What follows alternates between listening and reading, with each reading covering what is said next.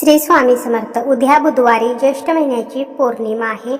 पौर्णिमा तिथी म्हटलं की या दिवशी आपण कुलदेवीची सेवा करत असतो, माता लक्ष्मीची सेवा करत असतो। त्याचप्रमाणे अन्नपूर्णा देवीची सुद्धा या दिवशी सेवा केली जाते आणि म्हणूनच आपल्याला अन्नपूर्णा मातेला सुद्धा एक वस्तू अर्पण करायची आहे। अन्नपूर्णेच्या कृपेनेच आपल्या घरामध्ये अन्नधान्य येत असते आणि म्हणूनच आपल्या घरातील अन्नधान्यामध्ये वाढ व्हावी, ते कधीही कमी पडू नये, म्हणूनच आपल्याला अन्नपूर्णेला ही वस्तू अर्पण करायची आहे।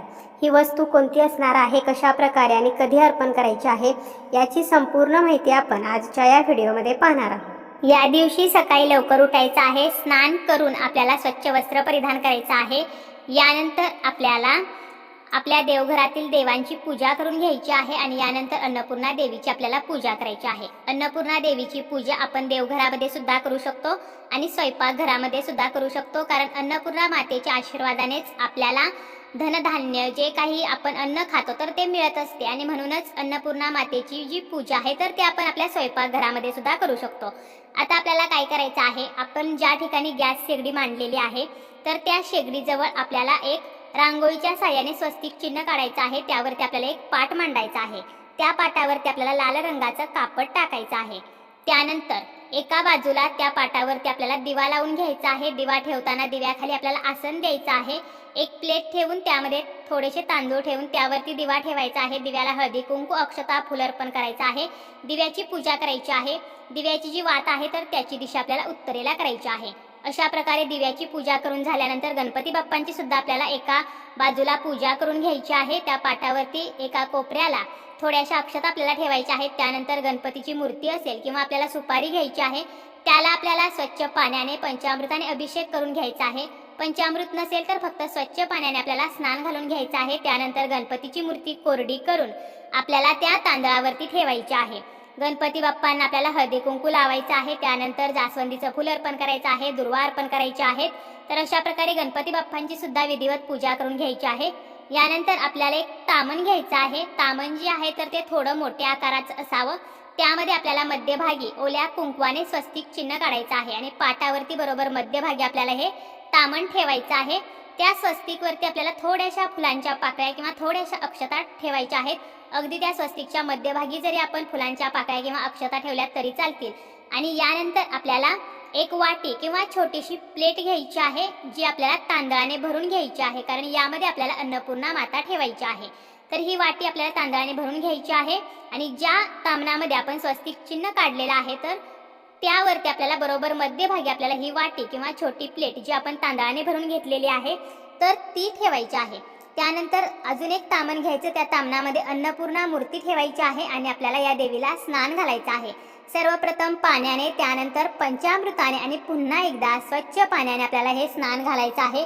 आणि हे स्नान घालताना म्हणजे अन्नपूर्णा मातेला अभिषेक करताना श्री अन्नपूर्णा नमो नमः असं आपण म्हणू शकतो किंवा ओम अन्नपूर्णाय नमः असं म्हणत जरी हे स्नान घातलं तरी सुद्धा चालेल। यानंतर अन्नपूर्णा मातेची मूर्ती आपल्याला कोरडी करून घ्यायची आहे आणि आपल्याला त्या वाटीमध्ये जे आपण तांदूळ भरलेले आहेत तर या तांदळावरती आपल्याला ही मूर्ती ठेवायची आहे। अन्नपूर्णा जी आहे तर ती कधीही डायरेक्ट कापडावरती ठेवू नये, तर ती नेहमी तांदळावरती ठेवली जाते किंवा धान्यावरती ठेवली जाते आणि म्हणून आपल्याला ती तांदळावरती ठेवायची आहे। यानंतर आपल्याला काय करायचं आहे तर अन्नपूर्णा मातेला हळदी कुंकू लावायचं आहे, फुले अर्पण करायची आहेत, धूप अगरबत्ती लावायची आहे, नैवेद्य दाखवायचा आहे। नैवेद्यामध्ये आपण शिरा, दूध, साखर तर असा नैवेद्य दाखवू शकतो। आता जर आपण आपल्या देवघरामध्ये अन्नपूर्णा मातेची जर पूजा करणार असू तर देवघरामध्ये जर शिवलिंग असेल तर शिवलिंगाजवळ आपल्याला ही मूर्ती ठेवायची आहे, कारण अन्नपूर्णा म्हणजेच पार्वती मातेचे एक रूप आहे। त्यामुळे शिवलिंगाजवळ जरी ही मूर्ती ठेवली तरी चालेल। तर अशा प्रकारे देवघरामध्ये किंवा स्वयंपाकघरामध्ये आपण अन्नपूर्णा मातेची विधिवत पूजा जी आहे तर ती करून घ्यायची आहे।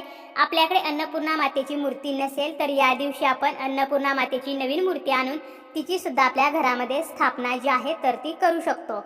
तर अशा प्रकारे अन्नपूर्णा मातेची आपल्याला पूजा करायची आहे। आता बऱ्याच वेळेला हा प्रश्न पडतो की आपल्याकडे अन्नपूर्णा आहे परंतु आपण अन्नपूर्णा ज्या तांदळामध्ये ठेवलेली आहे तर ते तांदूळ दररोज बदलायचे का, तर हे तांदूळ आठवड्यातून एकदा आपल्याला बदलायचे आहेत। आता या दिवशी मात्र आपण अन्नपूर्णेची विधिवत पूजा करणार आहोत, त्यामुळे या दिवशी आपल्याला नवीनच तांदूळ जे आहेत तर ते घ्यायचे आहेत। अगोदर आपल्याकडे ज्या तांदळामध्ये आपण अन्नपूर्णा ठेवलेली आहे तर ते तांदूळ आपण घरामध्ये वापरू शकतो किंवा पक्ष्यांना खायला घालू शकतो. तर अशा प्रकारे पूजा करून झाल्यानंतर अन्नपूर्णा मातेला आपल्याला एक वस्तू जी आहे तर ती मात्र अर्पण करायची आहे.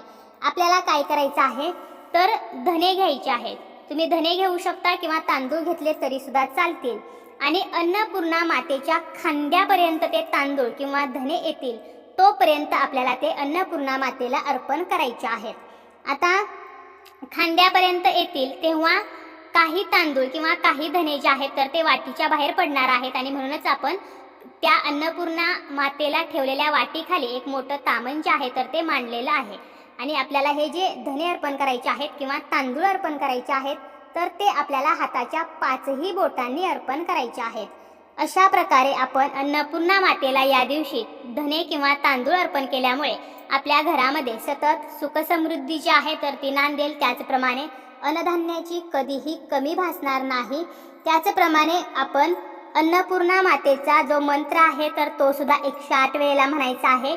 ओम अन्नपूर्णाय नमः हा मंत्र आपण म्हणू शकतो किंवा श्री अन्नपूर्णा नमो नमः हा मंत्र म्हणू शकतो किंवा आपण श्री अन्नपूर्णा माता की जय असं म्हटलं तरी चालेल. त्याचप्रमाणे अजून एक मंत्र आहे अन्नपूर्णे सदापूर्णे शंकरे प्राणवल्लभे ज्ञानवैराग्य सिद्धती भिक्षा देहीचम पार्वती. तर हा जो मंत्र आहे तर तो म्हटला तरी सुद्धा चालेल. यामुळे अन्नपूर्णा मातेचा आशीर्वाद जो आहे तर तो आपल्याला प्राप्त होत असतो.